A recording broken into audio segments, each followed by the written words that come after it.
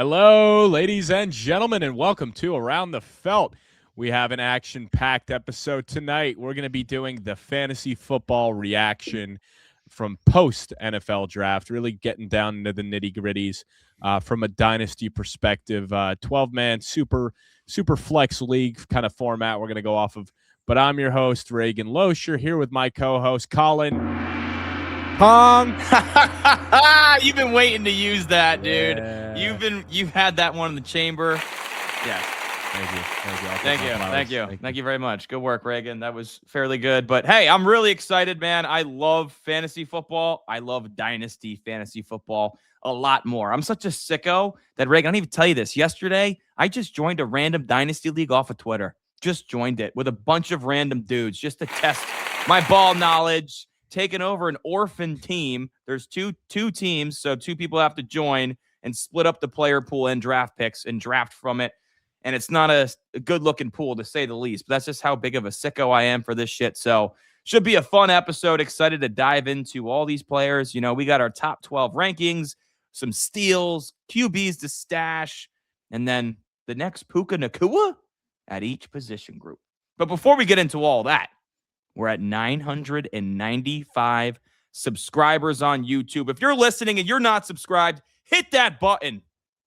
1,000's been the goal for us for a very long time. We appreciate the support. Drop a like, drop a hype. Without further ado, Reagan, you ready to get rolling?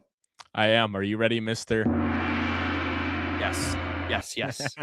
Mr. Gong is ready. All right, we're going to start by counting down from 12 to 1, alternating our top 12 Superflex Dynasty football players for this draft. Reagan, you have the honors. Who is your number 12? Yeah, I mean, listen, I really went back and forth on this one, but me and Colin were just talking off pod, and we're like, wow, this really isn't that deep of a class for, dynasty and fantasy football. Not. Where I'm like, there's a very good chance, like, if you have, a later pick, and I mean, odds are if you have a later pick, that means you probably won your league or went pretty far, so your roster is already pretty good. But yeah, I don't see there being a lot of impact players year one or even long term. So at number 12 for me, I actually have Eli Stowers. For the Eagles. I would have had him a little bit higher, but it's just like, where does he fit in? Like, will he fully develop with Dallas Goedert? Like, we think he'll probably take over the full-time role next year, so it is more of a, sit and wait type of pick. But I do remember with, like, Ben Sinnott, a guy who I loved coming out of college, for the Commanders out of Kansas State, we're like, he'll sit the first year behind Zach Ertz, and then by year two, he'll be ready to roll. And then by year two, it never really came around. And now we're like, you could probably drop him now. So it's not guaranteed that he's going to hit, but I do like, the draft capital and the offense and, the talent of the player. So I kind of slotted him at 12 as my tight end too in this class. And I don't think it's really that crazy to think, because obviously a lot of high capital tight ends drafted, but the drop off from, Sadique and Stowers is very far. That's a great point, Reagan. A lot of tight ends went in rounds 2 and 3. There was a big run there, but only Sadique and Stowers offer elite receiving upside as a prospect, right? A lot of those other guys are more 12, 13 personnel type of additions that are going to be more in line and used as an additional offensive lineman who can go out and catch the football. Exactly. And we will get into, our nitty gritties later. I was going to say something about a different tight end, but I'm saving it. Yeah, you got to save it, man. Don't spoil it. And Reagan, I want to go back to a point that you made when you actually sit back and look at this class with the landing spots, the caliber of players, and the draft capital, not our fantasy draft capital, the actual NFL draft capital applied. It's not a great class, particularly at running back. It's very, very shallow. You don't have a top dog. You don't even, last year we got blessed with the running back class that we had, where you can get some really solid players, even in round 2 of your fantasy drafts. You look at this class and I'm like, okay, you can make an argument that the 1.10, the 10th overall pick next year would be a top 5 pick in this year's class from a fantasy perspective. And I think that would absolutely ring true when you look at the quarterbacks, the wide receivers, and the running backs projected to come out next year. So I would recommend, if you have a shit ton of 2026 draft capital, do your best to try to flip it for some 2027 draft capital, because you're going to swing and miss on a lot of guys. And I mean, there's a ton of volatility in these drafts. I've been following a lot where people are already rolling with rookie drafts, and you have some players who are going like the second pick of the second round. And then in another draft, there's same players going the fifth pick in the third round. So people's perspectives are all over the map, but it's not a study class. So with all that being said, my number 12 is Denzel Boston, wide receiver out of Washington that landed with the Cleveland Browns. They double dipped with Boston and Concepcion at the wide receiver position. Jerry Jeudy's still there for how much longer? Who knows? But, you know, it sounds like a little bit of a crowded wide receiver room because they added Concepcion as well. But I like Denzel Boston's game, particularly in the cold Cleveland weather. We know he can do it because he did it at Washington. He's a big-bodied guy. He's a bruiser. He's going to win contested catches. He's got strong hands, athletic frame. Not going to give you a ton after the catch, but he could run through DB's faces, and I think that's going to play really well in Cleveland. And this is more of a long-term play because, let's be honest, Deshaun Watson apparently is the front runner to be the starting quarterback for the Browns, and we've seen how bad that's worked out for them. Even if it's Shador, he doesn't give me a ton of confidence. So that's our 12th ranked player. So in a 12-man league, like that's who I take at the 112, and I'm not necessarily thrilled about it. Yeah, I don't mind that. I mean, I did not have Boston in my top 12 just because of the offense and the fact that I don't know where he'll fit in, and I think it may be hard for him to develop long-term with the inconsistencies and stuff, and Casey Concepcion is going to get like the first crack at it with the higher capital. But I do have him as an early second rounder. Okay. Honorable mention for you? Yeah, he's an honorable mention. I'm curious to see who you have in the top 12 that I don't now. Who's your 11? I actually have Carson Beck at 11. Wow. Yeah, way Carson Beck is more valuable than Denzel Boston. Superflex. No, because dude, we're going off of Superflex, so okay. The path is pretty clear. Like there's a chance where it's like, they're going to eventually give this guy a crack. And if he does enough, similar to what Tyler Shuck did last year, granted Shuck was the second rounder, but Beck was still the first pick of the third round. So I'd say the capital's similar enough, where it's like, all right, like, yeah, we don't know what the vision's here. Like the guy's going to sit to start the year and then eventually take over. And it's like, he could just ball out and keep the job. And then they're in a spot where they're like, hey, we don't have to draft a quarterback next year. And this guy won a ton of football games in college. So while all the physical tools aren't there, at the end of the day, he's a winner. And I love my quarterbacks that can win games. So, yeah, we'll see what happens. But I just think for a super flex league where quarterbacks are so thick and thin, and, waivers never have anybody on it, I'm not saying he'll ultimately be, a viable guy you're playing, but a bye-week fill-in would be great. And he's going to get his opportunities. So, I'm in multiple leagues where I got, like, my backup two quarterbacks are, like, Kirk Cousins and, not JJ McCarthy. And it's like, are either of these guys even going to be starting by the end of the season? Probably not. And exactly. And then I look at waivers and I'm like, there's nobody. So in super flex leagues, like everybody gets scooped up. So I always push the value up a little bit more. And out of Aller, Klubnik, and Beck, he at least has the highest chance to me to start right away and has the best chance to probably actually become something just based off the fact of his production in college. I don't disagree with your thought process. I agree that quarterbacks get pushed up. I agree that Beck has the highest chance to actually see the field, which does push him up above every quarterback not named Mendoza or Simpson. But I just don't believe in the player, that I wouldn't use the 11th overall pick on him. I mean, in that spot, odds are it's a premium where you can get away with the dart throw because your team is stacked. Yeah, no, that's fair, but you still want to accumulate talent no matter what the position is. All right, my 11 is Eli Stowers, Reagan. So we were fairly close on that one. Similar reasoning that you described. It's not going to be a huge 2026 play, I don't believe. However, some teams in the league, and who knows if the Eagles are one of them. I don't know if Howie came out and said what their thought process is for Stowers and how he's going to fit into the offense, but some teams see him as a wide receiver, like straight up. He's not going to line up in line on the line of scrimmage, which makes him kind of similar to an Isaiah Likely player, where he's like that power slot, the big slot that's athletic, that can make plays. I just think his combine performance was awesome. I mean, his breakout at Vanderbilt, he's got the athleticism, he's got the speed, and I do think Goddard's got a 1-year deal. Like, the Eagles have the most void years in the entire league, which means they have to pay the piper at some point. Granted, the cap keeps rising.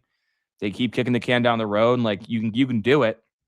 But I got to think Dallas Goedert's time is done after this year. The Eagles will end up adding another tight end that could be better used as a blocker compared to Stowers. I also am slightly concerned about Jalen Hurts' ability to throw the ball over the middle of the field, and that's where Stowers is going to make his money. But there's no denying the talent. I had him ranked higher before he went to Philadelphia, and you also got to consider they added Mai Lemon as a receiving option as well, so more mouths to feed. Yeah, I mean, I don't have much more to say. Obviously, I'm high on Stowers as well. My number 10, and I'm sure you don't have him at this point, and this does move somebody out of the my top 12 that you might be surprised about, but I actually have Chris Bell with the Dolphins. I do not hate that. I do not hate that. And it's purely like, yes, I believe in the talent. Obviously, he kind of fell to the third round. And I know he has the the ACL tear in late November, so that's a concern. But if you look at the depth chart, it is wide open for this guy to become the number one, like right out of the gates. Malik Washington? Exactly. So this is more of an opportunity pick than anything else. And due to the fact that it's like they didn't do anything in the draft to really bring in any type of competition outside of him, and really in free agency as well. So if this guy does, fully recover well and does live up to his potential, like he is on a fast track to be the number one receiver for the Dolphins next year. And if he does ball out, like regardless if they bring in a bigger name guy, like he's still going to be the number 2. So I just love the opportunity there combined with the talent. So, this is a guy that we thought could go in the first round, especially if he doesn't tear his ACL. He probably is a first round pick in the draft. Yeah. Hey, so. I don't hate that, and I believe in the thought process. I actually have him slated as one of my guys for one of the later segments. So I'll holster that. I'm just so curious who you're going to leave out of your top 12 to get him in when I look at my list. I'm anxious to figure it out. All right, my number 10, Ty Simpson, quarterback, Los Angeles Rams. I understand it's super flex, and this might feel a little low, but you have to acknowledge that if you take him, he's sitting on your taxi all year, barring an injury to Matthew Stafford, and he might be sitting on your bench for 2027. So you're picking a guy in the first round that you might not play until 2028. And you got to burn a roster spot in 2027 too. Yes, you have to burn a roster spot for a backup quarterback and hold them. Depending on how deep your benches are for your format, like that, some people can, some people can. I got some dynasty leagues that are super flex. You got 10-man benches. Holding a backup quarterback, not ideal, well, man. Not only ideal. That, too. Most leagues have like a maximum that you can roster at 4.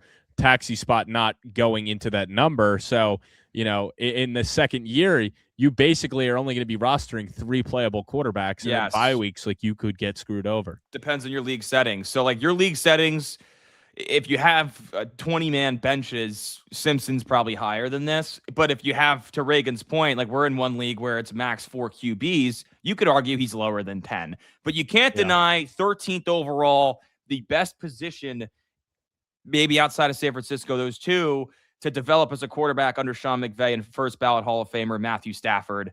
So Simpson, like, there's certainly concerns about him as a player. His frame is not ideal. The amount of starts he had at Alabama, I mean, he rode the pine for 3 years. So 1 year as a starter, he looked great for the first half of the season and then got banged up and his receivers let him down and kind of collapsed at the end of the year. There's a lot of uncertainty. What is his ceiling? Like, I don't know. He's kind of a facilitator, like a Brock Purdy mold. He does have the rushing upside too, though. Not like the premier rushing upside, but he definitely has the, like, I don't know, like scoot. He can scoot, but like a Bo Nix type, Trevor Lawrence. Yeah, but he's not as big and beefy as Bo Nix. You know what I mean? No, not he as big and much beefy, of a punishment.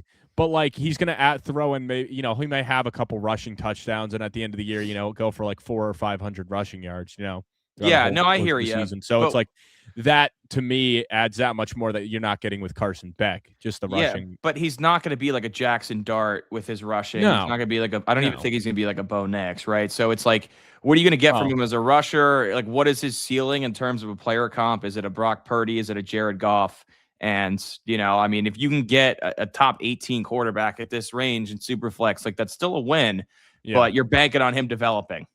And I do have him at 9. I mean, there's not much more to say. It's just really following the draft capital. I probably would have had him a little bit later depending on well, actually, I could have had him earlier, depending on where he was drafted too. Because if the Jets or Cardinals took him, or the Steelers, early in the second or late in the first, it's like, all right, if they're spending this kind of capital, like this guy's probably going to be playing out of the gate. So I probably would have had him a little bit higher due to the fact the reason why I have him a little bit lower at 9 is just because we don't know when he's going to play. Yeah. No, I mean, absolutely. That's why I have him lower as well. Because you think a 13th overall quarterback is going to go pretty early in a super flex draft. Because if Matthew Stafford retired today, you're looking at top 5.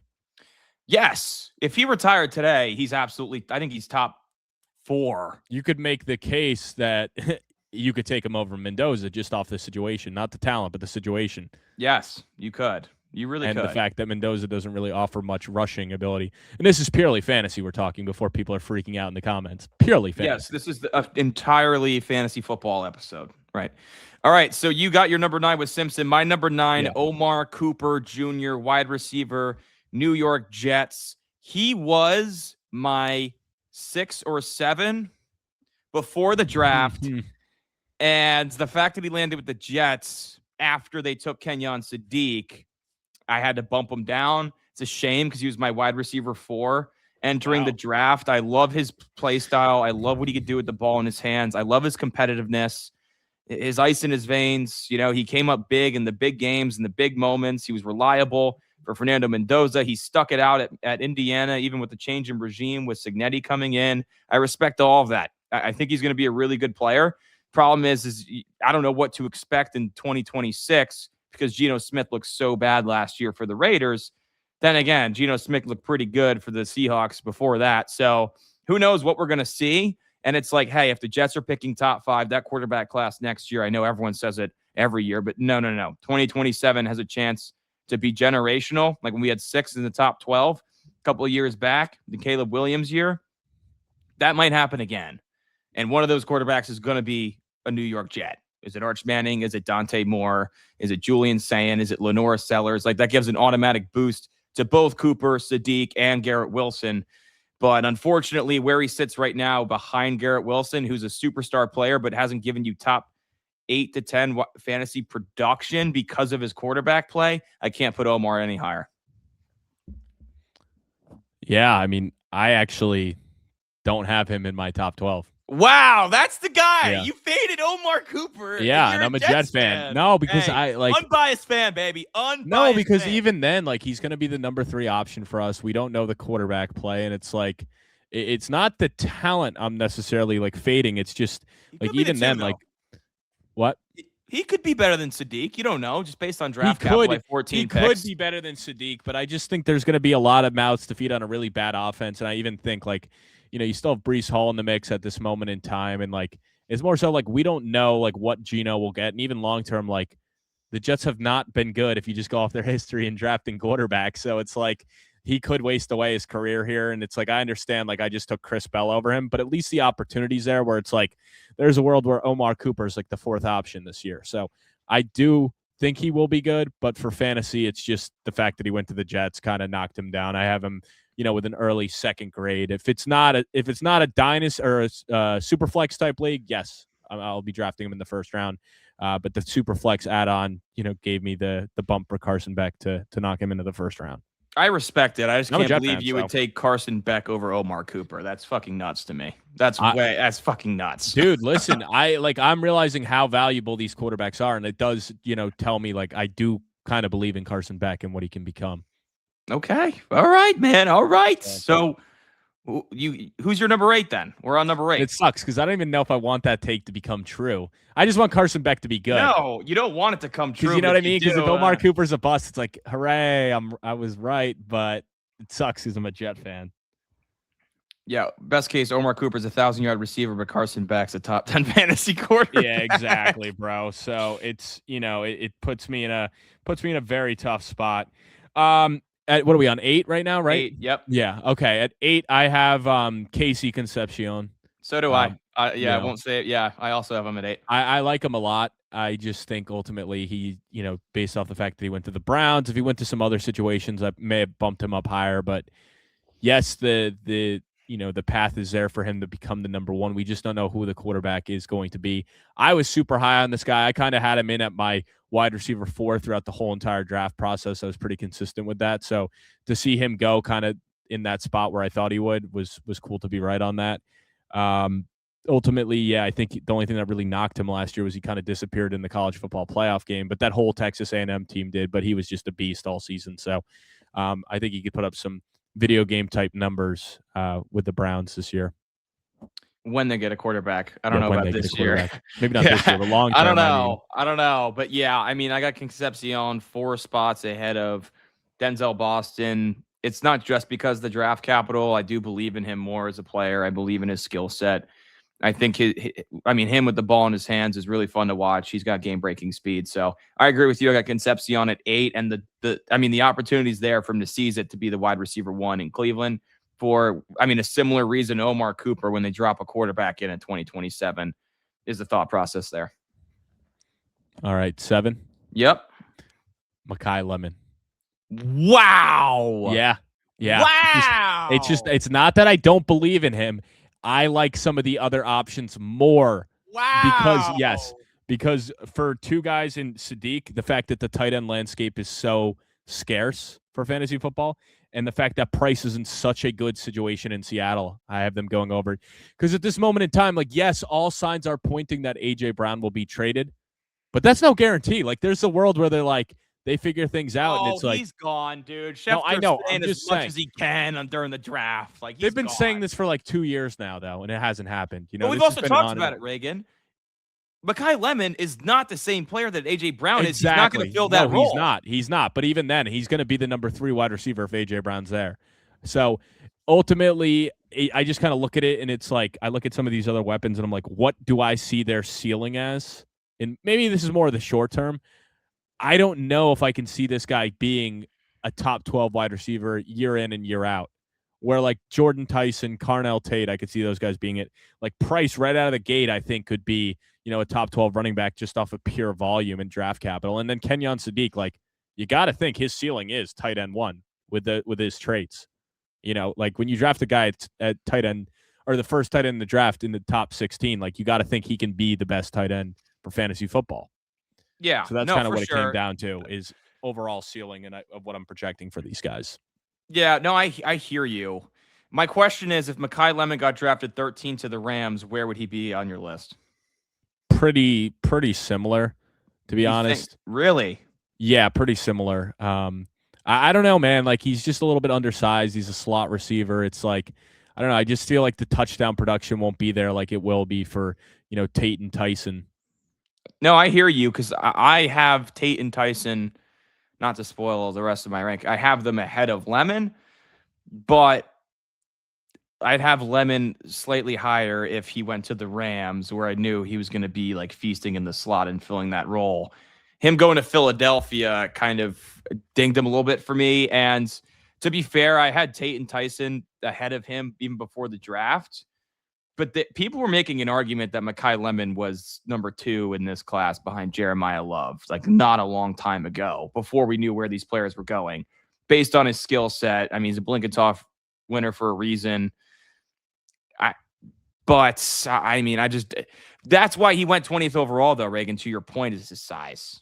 That's why. I just don't see this guy ever being like a 10 touchdown guy. And it's like, if I'm going to be spending one of these like top 6 picks, like I want it to be a guy that I could look at and be like, this guy is like locked and loaded top 12 wide receiver and like could be pushing to be the number 1 overall wide receiver in fantasy football, where I do think there's a world where Tate and Tyson could do that, where I don't think there's a world where Mai Lemon does that. Also, the fact that as long as Devontae Smith's there, which you would imagine they will be together for a very long time, like it's always going to be 1A and 1B, where like Tate, and I understand you could stay with Tyson, Olave is there, but Olave is on the last year of his contract. So there is the world where they let him walk. He's an unrestricted free agent next year. Also, one more concussion is exactly a problem. So, and I think Tyson could be the number 1 wide receiver this year alone. But we're getting on too big of a tangent right now. But yeah. Who do you at next? My 7 is Jadarian Price. And okay. I mean, clearly he climbed everybody's rankings given the capital in the landing spot. I didn't even have him in my top 12 before the draft, and he's already up at 7, right? So Look, Charbonnet tore his ACL in January. Probably not ready till, October feels ambitious. Let's just be conservative and say November. So you're going to have the first half of the season where it's Jadarian Price running the show on an offense that wants to run the football, run play action off it with Sam Darnold. Price was my RB2 in the class. He averaged over 7 yards per carry at Notre Dame, spelling the number 1 player, Jeremiah Love, who went 3rd overall. So, yeah, I got Price, man. It's just, look, I don't love him long term. Like, I don't think he's going to consistently be an RB1 as in a top 12 running back. I just don't see it. Like, to your point, yeah, could he be a high-end RB2 this year? Potentially, just based on pure volume. Sure, but there's also a world where you're going down the back half of your season when you're trying to win a fantasy championship and Charbonnet is taking the lion's share. And you're like, fuck, that kind of sucks. So, Charbonnet, we'll see if they extend him. He won't be as expensive as Walker. He won't be as expensive as Walker. So I think there's a higher chance they bring him back and have that 1-2 punch. But yeah, different skill sets, class, for sure, different skill sets. Like Price is more of a home run threat. And he'll probably be the third down back too. Yes. But I don't know. Just given the state of the class and who else are you going to take at running back? It just pushes him up the board. Yeah, no, that's why I had it 6 was Price. There's not much more I have to say here. It's just running backs are so hard to get, and with just what we're projecting him to get on a pure volume standpoint. And plus the capital is there. Listen, like I was high on RJ Harvey last year, based off of the situation and the fact that, they took him on day 2 early. But this guy they took on day 1, they pick up that 5th-year option. Like we know Seattle's going to be good for a pretty long time now. Like it's hard to imagine there's going to be a huge fall from grace. And the nice thing is too, like with that defense and how good it is, like we project them to be up in a lot of games because of their defense and just trying to run out the clock. Yeah, for sure. Like he should probably be averaging near 20 touches a game until Charbonnet gets back. So yeah, that volume alone is going to be huge. But again, 100%. long term, you can't put him above the top 6 guys in this class. I don't think. Like I don't have him ahead of Mai Lemon. All right, my 6 is Kenyan Sadique, tight end, New York Jets. The draft capital's there, going 16th overall. He's not quite Colston Loveland and Tyler Warren, I don't think. There was a little bit of inconsistency issues for him at Oregon. I would have liked to see more production. I think he only had like 2 games where he had more than 60 yards, which you don't love because Oregon also had significant injuries in its wide receiver room last year, which made Sadique a larger part of the offense. But there's no denying that 4.39 speed. There's no denying his athleticism. I know they took Mason Taylor last year. I don't really care. They're going to play both of them. And Sadique is the much better receiver. Yeah, he's the much better receiver. I think I would have had him maybe a spot or 2 higher, depending on landing spot. But, the Jets, it's similar to Omar Cooper, where it's like you're not going to get your money's worth in 2026, but you got to think long-term with these picks. I actually disagree in the sense that I do think you'll get your money's worth because we saw what Geno did with Brock Bowers last year, and he was just force-feeding him the ball and being like, hey, this guy is so athletic, so talented. Because down the stretch, Brock Bowers was cooking when he came back. No, you're right.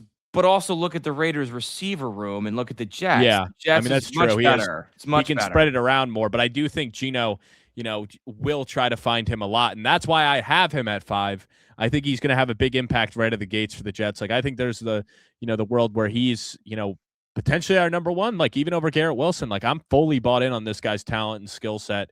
Like I think he's going to cause such a mismatch and just going to be such a physical freak. I really hope he translates. And he is, because the way they talk about him, he's like a unicorn, like Kyle Pitts. Obviously, Kyle Pitts is not what we thought he could be, but I really hope this guy does become the rare athletic freak that he's projected to be.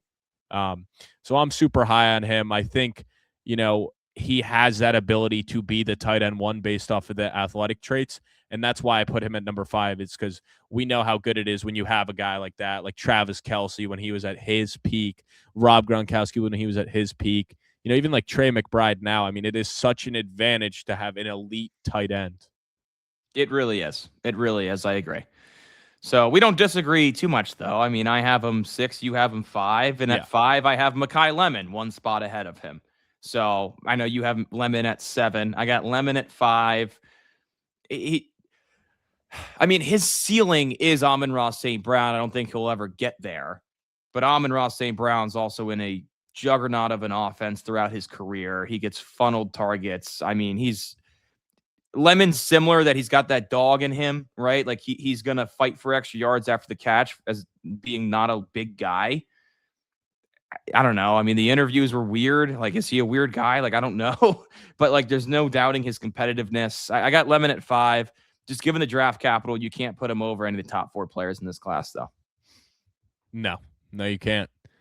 All right. Who's your 4? I have Carnell Tate at 4. Wow. I heavily disagree with that. Okay. That's great. Wow. Listen, I do believe in Cam Ward and his development. Like, I do think Carnell Tate's going to be the number 1 for this team right away. Obviously, they spent high draft capital on him.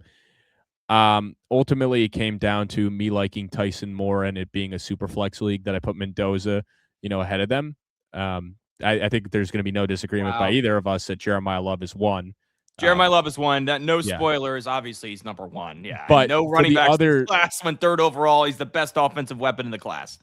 So and obviously, like, he is going to be the one. Like, you bring in Wan'Dale Robinson, like, he'll be the slot guy. He'll be a nice compliment. And like DK and Ayumanor.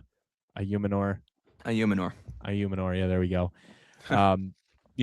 Those are no true number 1. So you draft Carnell Tate there, and I do think he'll be good. It's just like a lot of his production that kind of ultimately had me putting Tyson over him was him as the number 2 wide receiver. So it does give me a little bit of hesitancy. I hate that argument. No, Jeremiah Smith is the best prospect since Calvin Johnson. Anybody would be number 2 to him. Anybody. Exactly. And I'm just saying that makes me a little nervous, is just that all of his production came with Jeremiah Smith on the other side of the field.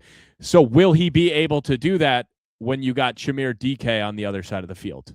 And you're always drawing the top corner, where it's like, hey, Jordan Tyson, at the very least, it's like in year 1, he's got Chris Olave on the other side of the ball.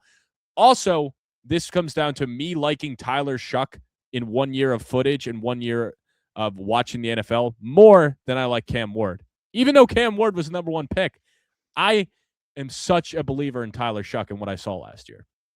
You are a big Shuck guy. Shuck Tua. But I am a big Ward guy because he played great down the stretch as well. Like, I think these are both great wide receivers for their great young quarterbacks. Like, I believe in both of these guys being good. It's just I like Tyson more. That's fair. You tipped your hand on who you're going number 2 in our fantasy league draft. It doesn't matter because, you got number 2. Yeah. So you're going to go Jordan Tyson, man. Wow. I like it out of you. I like it. Roll the dice. Go Jordan Tyson. Maybe Mendoza. Maybe I'll go Mendoza. You don't care about the injuries. You ain't going Mendoza, bro, in the 1 quarterback league. You ain't going Mendoza in the 1. No, you're going to go Jordan Tyson. I like it. Who I have as my number 4, Jordan Tyson. Wow. Yeah. Hey, I tell you what, man, I'm a huge believer in the talent. I think if you just watch him, the way he moves at 6'2" is rare. It's just really rare. He's like super twitchy for his size, and his route running is beautiful. He can extend away from his body, make acrobatic catches. 8th overall, going with Tyler Shuck. Kellen Moore's had receivers really explode out of the slot in his offenses, and I think that's where Tyson is going to make his money. Not that he's going to be he has outside-inside flexibility. He can move him around, which is great because that only adds value to his game. But I think he's going to be really good in Kellen Moore's offense with Tyler Shuck. And, Olave has struggled to stay healthy. He had a really good year last year. But then outside of that, they really have nothing else, right? So I just think Jordan Tyson. Come on. Jawan Johnson. Vele. Vele, who's like 29 years old, going in his 3rd or 4th year. Yeah. Crazy. So, yeah, there's just still like a huge opportunity for him to get over 100 targets. I believe in the talent. Ultimately, though, he's at 4 for me because the injury concerns are a thing, and I just prefer Carnell Tate over him. That's really all it is. I actually thought about putting him ahead of, I don't want to spoil it, Fernando Mendoza, who's obviously in he's either 2 or 3 for me, but I thought about having him ahead of Mendoza. Ultimately went with the quarterback. Yeah, I have Mendoza at 3. The only reason I didn't have him all the way up to 1 is he just doesn't offer the rushing upside of some of these other quarterbacks. So it's like to actually take a guy, and I honestly was debating putting him at 4 because like ultimately, what is Mendoza's ceiling as a fantasy quarterback? And I was thinking about it, Good and I'm point. like, probably like bottom tier QB1. Like you're looking at anywhere between that 8 to 12 range. Like That's at where we've best, seen like and that's Jared why I've always Goff been sit at his best. Like the guys with no rushing, but who can sling it around the yard in good offenses. And that's why I've always been down on Joe Burrow as well, even though he has been able to put up some elite seasons. But that's why I'm always like, come fantasy season, I'm like, if I'm drafting a guy this high, like, why would I take Burrow, who doesn't have the rushing ability of Josh Allen, Jalen Hurts, even Patrick Mahomes last year, like, had a ton of rushing ability. So yeah, I mean, honestly, I kind of like just talking here. I think I want to switch Tate and Mendoza just the more I talk about it. You can do that. I'll allow it. Yeah. All right. We'll move Mendoza to 4 just because his ultimate ceiling to me is at best like a back end QB1, high end Okay. QB2. Dude's going to be great. I mean, he'll probably suck this upcoming year, when he ever does take over, because the Raiders team is terrible. And like, what are you really looking at? Like, most rookie quarterbacks struggle out of the gates anyway, and he offers no rushing upside. So it might take a couple years for him to be a viable like player for you, but for bye week fillers, like that'll be good. It's a long-term play. That's why it's dynasty. Yeah, I got Mendoza at 3. And I mean, similar reasons to you. I just keep going back to this is not a pick for 2026. Absolutely. Who's his wide receiver 1? Jalen Naylor. Of course, Bauer's the number 1 target, but I'm talking about wide receiver 1. Is it Jalen Naylor? Like, that's a problem. The offensive line is still a problem despite signing Linderbaum, in my opinion. So I don't think this is going to be a great year for Mendoza. And you're right. What is his ceiling? Like QB8? Maybe. But at the end of the day, I have a hard time thinking he's going to bust because of how he's wired, like between the ears, like his mentality, his personality. I'm not worried about him Indiana. busting, though. What it did at Indiana. Yeah, but that's a concern, though, is the bust factor. Like, yeah, that's why I have him slightly ahead of Tyson. It's because the injuries are worrisome, that there is a little bit more bust factor in Tyson than I think there is Mendoza. And, that's just ultimately why I went with him at number 3 over Jordan Tyson by a slim margin. And it's just a desperate need for quarterbacks in the Superflex format, where it's like, hey, you went number 1 overall. Like, that's going to go in the top 3 for sure. Yeah, fair. My number 2 at this point, you kind of already know what it is, but it is Jordan Tyson. I already talked about it too. Like, Chris Olave is on the last year of his contract. So, when you spend a pick that high in the NFL draft, like, I think that's in the back of their mind that it's like, we don't want to deal with the injury concerns. We're going to let him walk, or we're going to, franchise tag him, bring him back for another year, and then ultimately trade him. So I think there's a world where he could be the number 1 right away. I am fully bought in on Tyler Shuck. Like, I think the Saints team is going to be very good next year, just for the NFL standpoint. Like, I'll tell you now, like, they're my team to come out of the NFC South, and I love the Panthers as well. But I'm fully bought in on just bringing in Travis Etienne as well. Like, I think that's going to open up a lot for them, because that's something they didn't even have last year. They did not have a running game. So I think adding in the running game plus the play action, like, it's just going to be a very high-powered offense. Love Kellen Moore as a coach. And he was a great coordinator too. Like, he had some really good offenses that he was the offensive coordinator for in Dallas, where he had 2 really good wide receivers, putting up some big numbers. So I'm excited for what Jordan Tyson can do. Like, maybe he does become that like CeeDee Lamb type for this guy that, we saw CeeDee really take off and take that next step.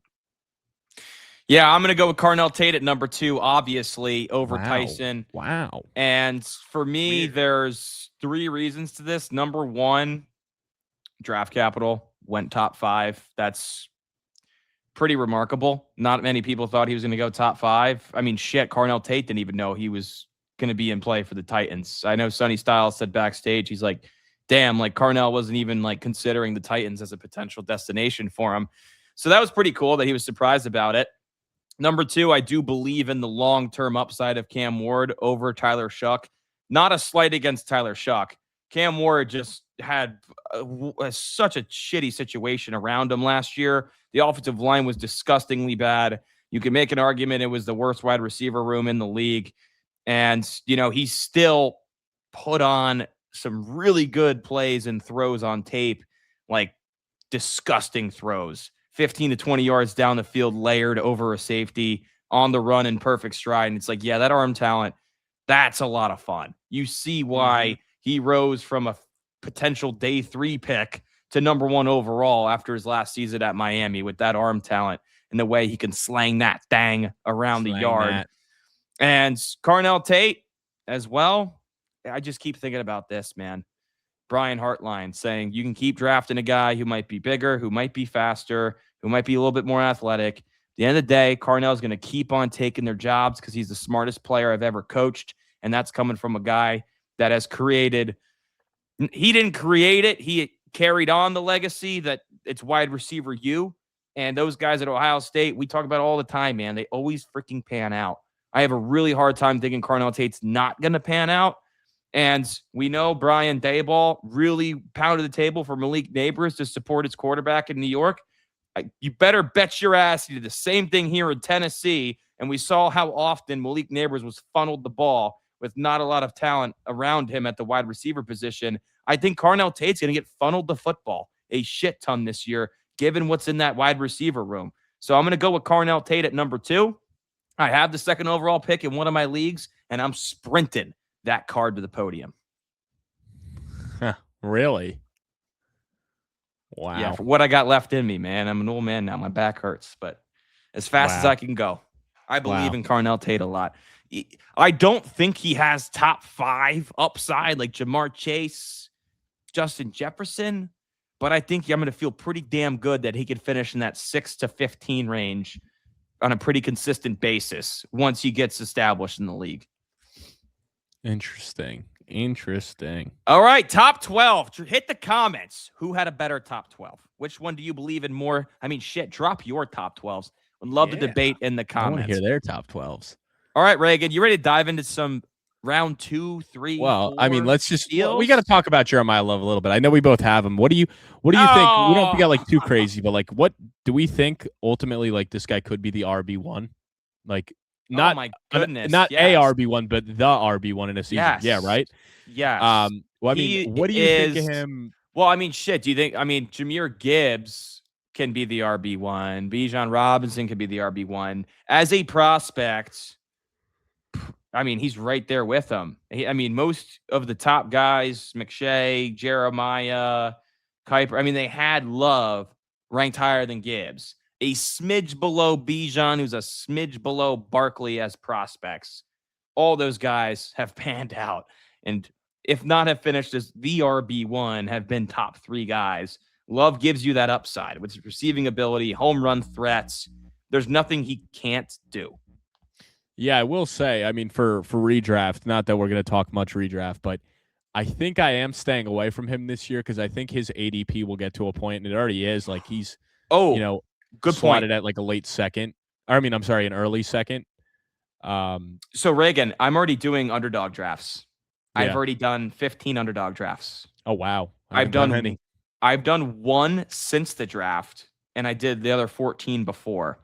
Before the draft, he was going exactly where you said. He was like 12 to 16 range.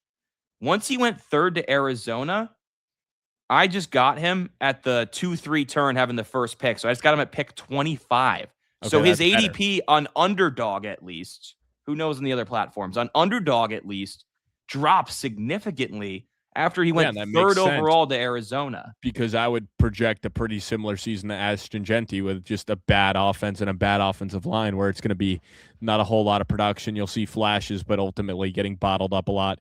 Plus, you add in the Tyler Algier, James Conner, like they might not want to run him into the ground right out of the gates, Yeah, it's a good point. I just think it's the fact that the team's bad. The offensive line is bad. Quarterback situation's terrible.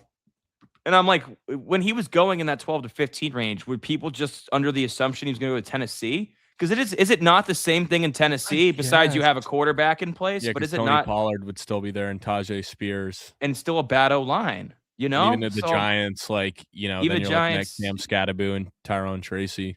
Yeah, so it's interesting to me why Arizona was a landing spot that had him crater. You know what I mean? Yeah, like everyone was. The Saints in Kansas City would have been great before the draft, but then they both signed guys. Yeah, so I don't know. That was just really interesting to me. I like that you brought that up. All right, Ready to move into some steals now? Yeah. All right. You mentioned this guy earlier, which I guess, given your rankings, this wouldn't be a steal. I had him farther down the board, but it was Chris Bell. Now, are you talking like steal, like you think like a dark horse, like a Puka Nacua, or you're talking? Whoa, no. We have the Puka Nacua segment later for the true dark horses. I'm just thinking like who are guys outside of round 1 that you really want to target and you think could outproduce their draft slot. You know what I mean? Okay. So I liked Chris Bell. I mean, Sleeper has Chris Bell as player 14. Yes. I would take him. Like as you mentioned, Reagan, like you have him higher than that. I just really think Chris Bell, like to your point exactly earlier, I won't harp on it too much, but who's the wide receiver in Miami? You know, this guy's built like AJ Brown, 6'2", 220, and shit, he's great with the ball in his hands. I mean, a little inconsistent with the drops, some concentration drops, but I mean, he had a heck of a game against the Miami Hurricanes when he was on the Louisville Cardinals before tearing his ACL, and you see the talent. So I really like Chris Bell. I kind of like there's two I'll talk about. First, Antonio Williams with the Commanders. Oh, that was my next one. All right, well, you can kind of add more to it. You take it. I'll add on, yeah. But, you know, I just think him playing in the slot there, like, yeah, it was kind of a down year at Clemson for the team as a whole, but you still saw a lot of these Clemson guys get picked really high in the draft. And he battled injuries too. You know, battled some injuries like you're saying, yeah, but I just think he can become the number 2 wide receiver. Like Deebo Samuels doesn't really worry. He's even on the roster still? No, he's gone. There's all these talks that they're going to bring in Ayuk though, but apparently no one could get a hold of Ayuk. Who fucking knows what's going on? Yeah, and even like if they do bring him in, like what does he look like? So right now, I think he's got a really good fast track to be the number 2 wide receiver there, and you know, play out of the slot. Very different skill set from Terry McLaurin. I agree, 100%. You know, he's a really good route runner. I mean, Terry's on the wrong side of 30 as well. So Jaden Daniels going to need some young blood to throw the football to. So I'm a big fan of Antonio Williams as well. Sleeper has him ranked as player 22. So I like that. My next one, because you took Williams, I'm going to go who's ranked 24th. Ted Hurst, wide receiver, Georgia State on the Tampa Bay Buccaneers. This guy is 6'4", 205, ran a 4.42 at the combine, dominated in the Sun Belt Conference, had 56 for 961 yards and 9 tutties in 2024, followed up with 71 receptions for 1,004 yards and 6 tutties in 2025. He was funneled the football because, I mean, obviously he got drafted out of Georgia State. He was the best player on the field for most of his games in the Sun Belt Conference. And who's going to take over the Mike Evans role on the outside in Tampa Bay? I think it's going to be Ted Hurst, man. And we've seen multiple wide receivers in that offense be fantasy relevant. You know, it's not like Chris Godwin's been able to stay healthy. I love Emeka Buka, but very inconsistent last year. Tez Johnson fits a role. Very different player than Ted Hurst and what Ted Hurst can offer. With no Mike Evans, I think this guy can outproduce his draft slot. Absolutely. Yeah, no, I mean, that is a big role there, and the numbers are off the chart at the combine. Athletic freak. Yeah, dude. I didn't really give Ted Hurst any looks, so maybe I got to reevaluate him. And you like that one? You like that one, bud? It wasn't one I was looking at. One I am looking at is Nick Singleton for Tennessee. I like him. He's actually my RB2, and that tells you how bad a lot of the landing spots are. Whoa, RB3 behind Price. Oh, I'm sorry, RB3. Yeah. RB3. I was like, whoa. Hold on one second. Nick Singleton in the top 12 now? RB3. I mean, there's a major drop-off. It's like 1, then a slight gap, then 2, and then a slight gap. It's 1 major gap, 2 pretty big gap, 3. The gap between Price and Love is a lot closer than the gap between Price and everybody else. Disagree. Dude, there's nobody else even in a situation where they're going to be like getting touches right out of the gates. Yeah, but this guy just backed up Jeremiah Love. Like I know. Jeremiah Love was situations disgusting. But Price is in a way better situation. Regardless. I like Singleton. Spears and Pollard are both on the last year of their deals, so this might not be a play right out of the gates for this year, but next year, like if he shows some flashes this year, maybe one of those guys deals with injuries, which we've seen with Spears. He's always in and out of the lineup. Pollard is still, I guess, could get cut. I doubt it. But they've run him a lot the past 2 years in Tennessee. He's been okay. He's gotten over the 1,000 threshold, but it's been on a lot of volume and pure volume. So I don't know, man. If Singleton can show some flashes like he did in Penn State, maybe he carves out a big role, and it's next year going into it, he's on a fast track to be, the starting running back. I like Nick Singleton a lot. It seemed like earlier on in his career at Penn State, he was going to be drafted significantly higher and be viewed as a better prospect. Yeah. Just given his athletic tools. The guy's a monster. He's a monster, and he's got elite speed for the position given his size.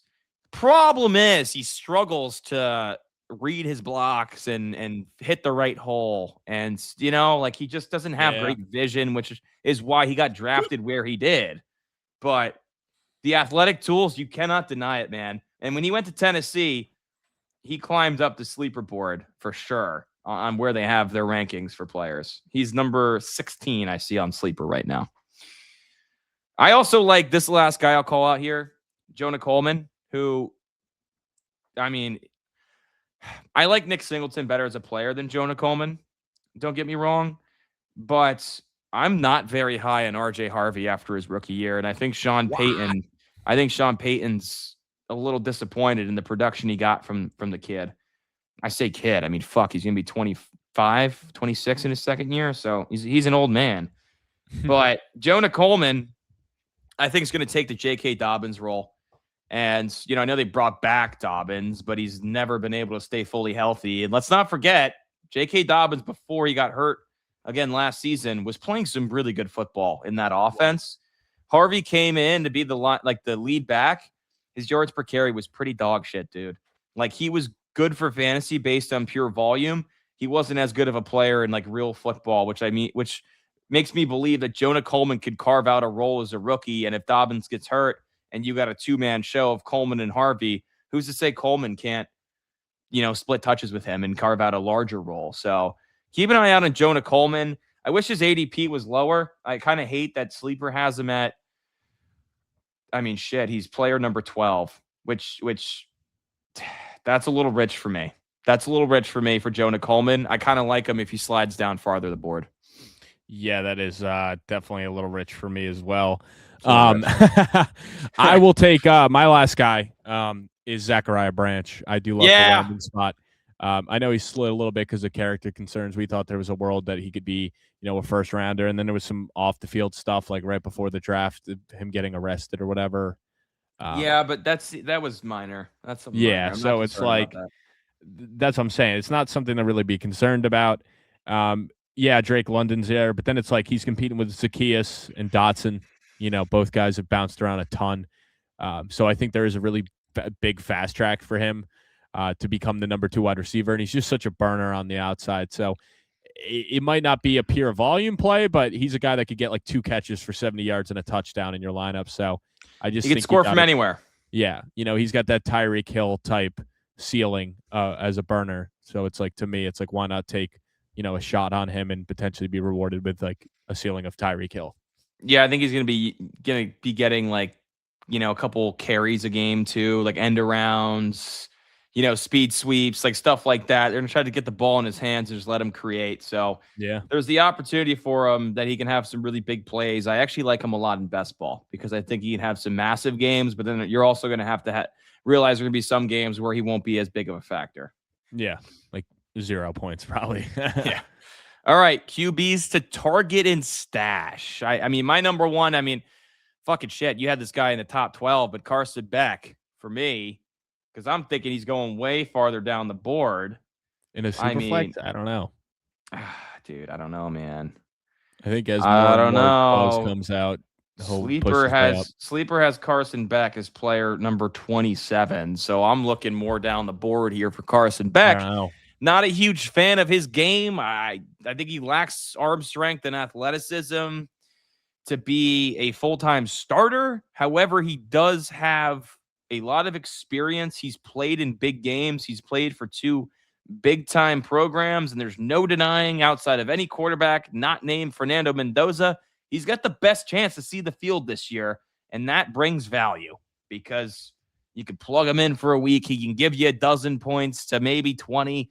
I don't know. I mean, he still has Trey McBride, Jeremiah Love, and Marvin Harrison Jr. and Michael Wilson. Yeah. So there are still pieces I mean, there. that is, I didn't even mention that when I was hyping him up before. Like, he really does, like, because you kind of forget Jeremiah Love's there too now. Like, they got a lot of good weapons, and Michael Wilson came on at the end.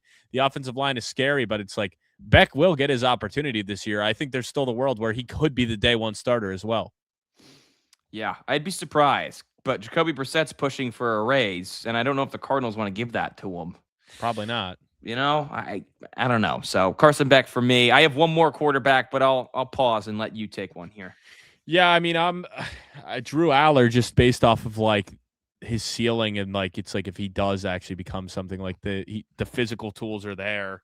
So he's definitely one that interests me. You know, as a stash, and then like I would also just take Taylon Green. Like, I don't know. Yeah, that was my second one, fucker. Yeah. Come on. All right. You can explain the Taylon Green thing, but I wouldn't take this. Yeah, I'm ready for this one. So Taylon Green, I like that call out from you. Obviously, he was my second guy. Let's be honest. Taylon Green is probably going to sit on waivers and like after your draft. He's not going to get drafted, even with like 40 picks, 48 picks. I don't know if he's going to get drafted. But damn, his tools are very intriguing, dude. I mean, he spent his first 3 years at Boise. Then he played last year at Arkansas. The passing is a little shaky. He only completed 60% of his passes. He threw for 2,700 yards, 19 touchdowns, 11 picks.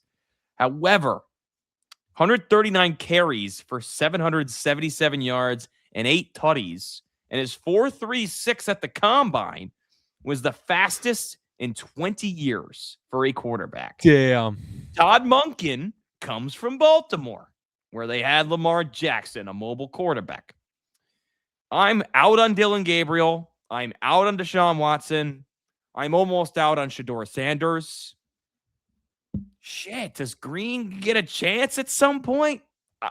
I don't think it's likely, but I'm just saying, with his rushing upside, he would be sick. I would throw him on my last taxi spot. Even if they move him, like if they do end up changing his position with those, like off the chart, I don't know.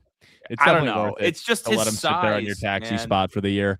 That size and speed is just, you can't teach it. He's also I should have said this. He's 6'6", 235, who ran a 4.36. Yeah, that is wild.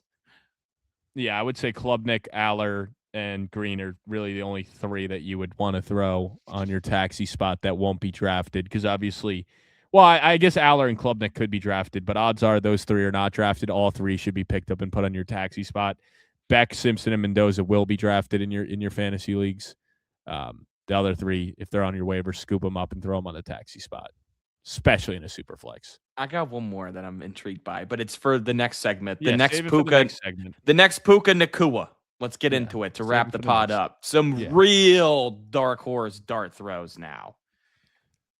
Who you got? Do you have a quarterback option, or are you kind of going to roll with like Taylon Green? Or I mean, I don't know. There's nobody else I even think that could like play. I guess like I don't know. You say yours, because I don't want to steal it if it is yours. I got Cole Payton. Yeah, quarterback, North Dakota State. I heard you go. Then you go. And I was like, oh, you were gonna say Cole Payton. I'm gonna go Cole Payton, quarterback, North Dakota State. He only started one season for the Bison, and it was his 5th season, so he waited his turn for sure. But he completed 72% of his passes, 2,700 yards, 16 touchdowns to 4 INTs.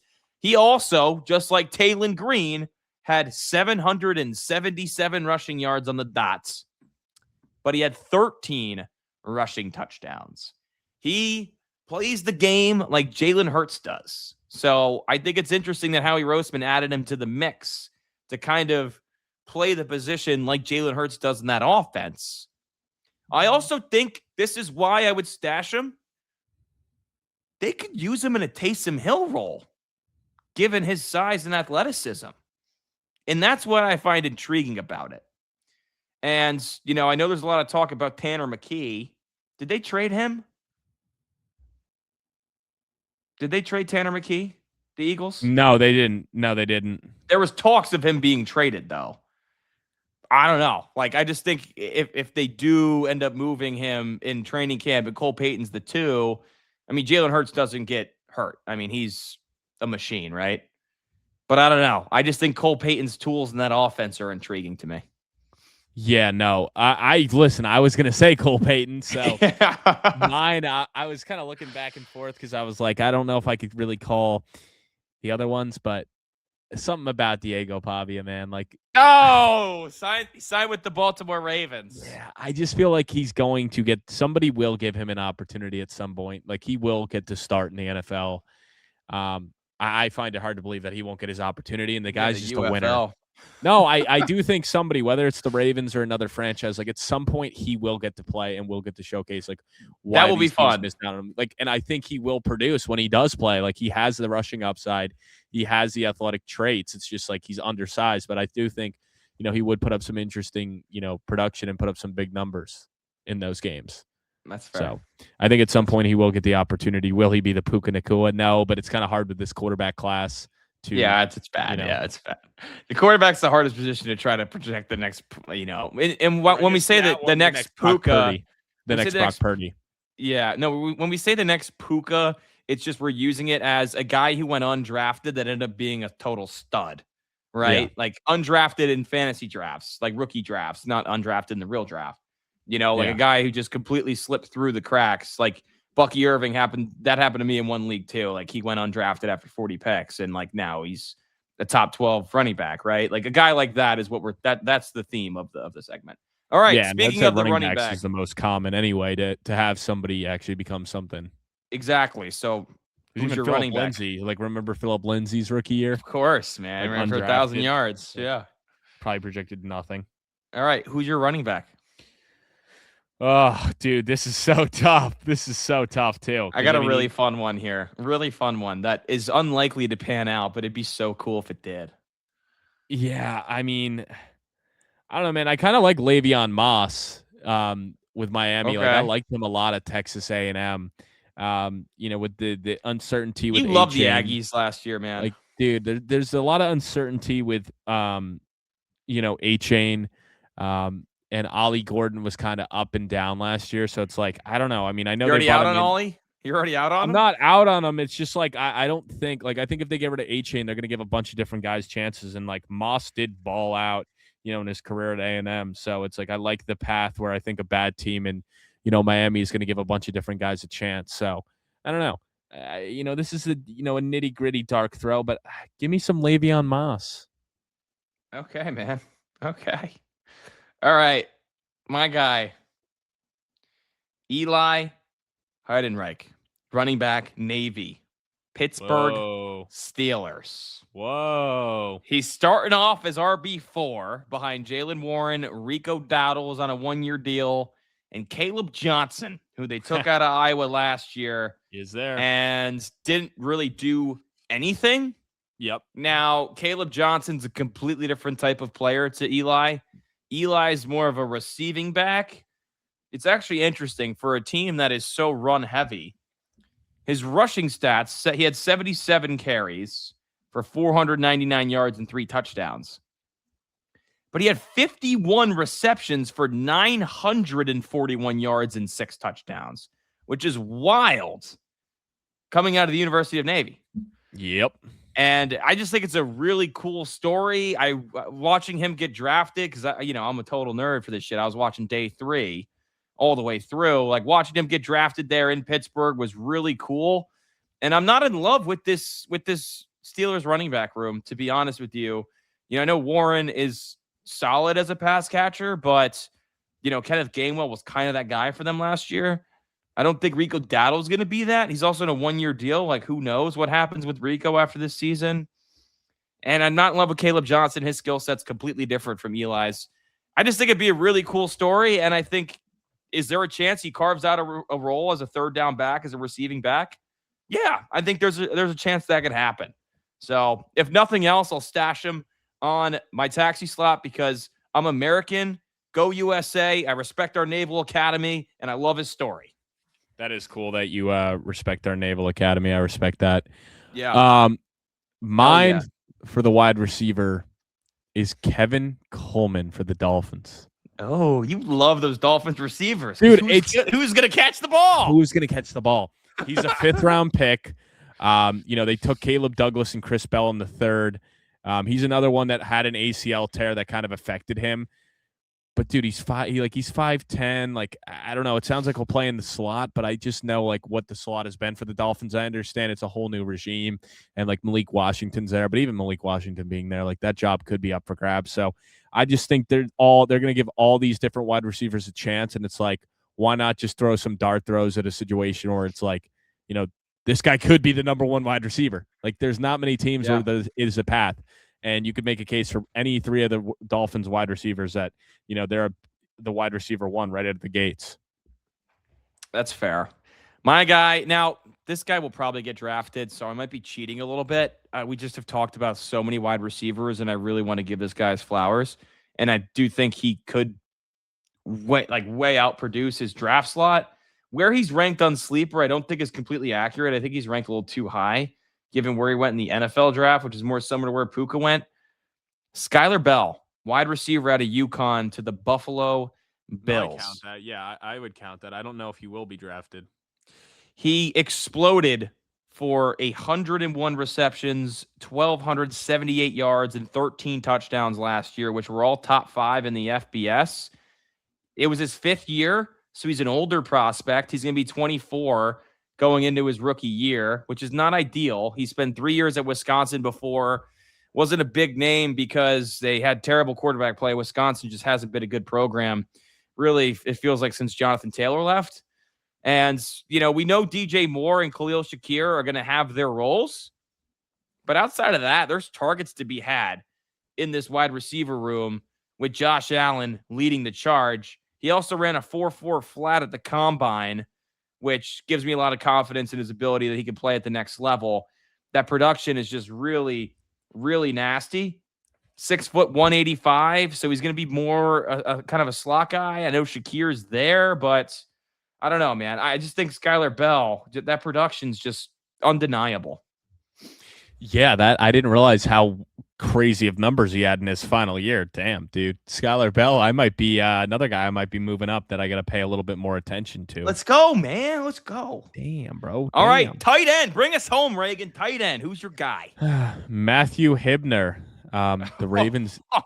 Yeah, the Ravens drafted him. He didn't have a lot of production till, towards the end with SMU, but in his final 2 seasons, he had over 55 catches, 804 yards. He's more the combine that did it for me with the 4.5 or the 4.57 40-yard dash. I mean, he's 6'4", 250, but it's just like this team likes to utilize 2 tight ends. And obviously with the loss of Isaiah, or loss, but more the departure of Isaiah Likely, as well as Charlie Kohler, that really leads room to be the number 2. And they run a lot of 3 tight end sets. Mark Andrews obviously getting up there in age. I know they gave him the extension where he has the club option all the way out to 2028. But I don't know, man. I mean, looking at some of the boards and who's there and like who has a good path to develop, that's kind of, where I went on that one. I like it, man. I went with Max Clare, tight end out of Ohio State to the Los Angeles Rams. Whoa. Know what you're thinking? You're like, whoa. They got Parkinson. They got Higbee. They took Terrence Ferguson in the 2nd round last year out of Miami. They still have Davis Allen. 4 guys. Max Clare makes it 5 guys. Not the burgers and fries that I actually had for dinner tonight, believe it or not. Buy one, get one free bacon cheeseburger. But 5 dudes in the tight end room, which is crazy. But they took him in the 2nd round. The end of the 2nd round, but the 2nd round. Some pretty good capital. He was really good for the Buckeyes last season. I think his upside as a receiver is better than most of the tight ends that went around him. I think he might not be 3, but he's definitely top 4 or 5 in terms of receiving upside from the tight end class. And we saw a shit ton of them go. That's behind Sadique, behind Stowers. I'd argue Max Clare is 3. He was at Purdue before the Buckeyes, but I'm a fan of his. And I think the way the Rams want to play football, it might not be this year, but maybe next year, you can have a big impact. Interesting. Yeah, it's definitely more of a long-term stash, It has to just because be. there's gonna be so many mouths to feed there, but That's why I based might off go their current undrafted. system and their productions, yeah. Yeah, I mean, I don't know, the tight lot of high tight ends drafted, like, on day 2, but not a lot where you, like, love the situation. Um, Something I think is ridiculous that now that I'm looking at it too, before we dip out of here, Sleeper has Dazon Stribling all the way down in the late 30s in her rankings, and I'm like, how the fuck does that make sense? He went 33rd overall to San Francisco. Why would he be that far down? That's like stealing candy from a fucking baby if you can get yeah, him in the third rounds. I guess because they don't think he's gonna have a big impact in year 1, I guess. I don't know. He fucking Max Claire's ranked ahead of him, dude. Like what? That's wild. I don't know. They're probably still fixing their ADP. Oh, no, it just throws me off. But hey, Felt fans, we appreciate you sticking with us. If you love fantasy football as much of us, drop a comment. Let us know where we are off. Who are your dark horse plays? Give us your sleepers, your biggest risers and fallers from the NFL draft. We appreciate you. We got a surprise coming around the corner. Reagan, we're looking ahead to 2027, aren't we?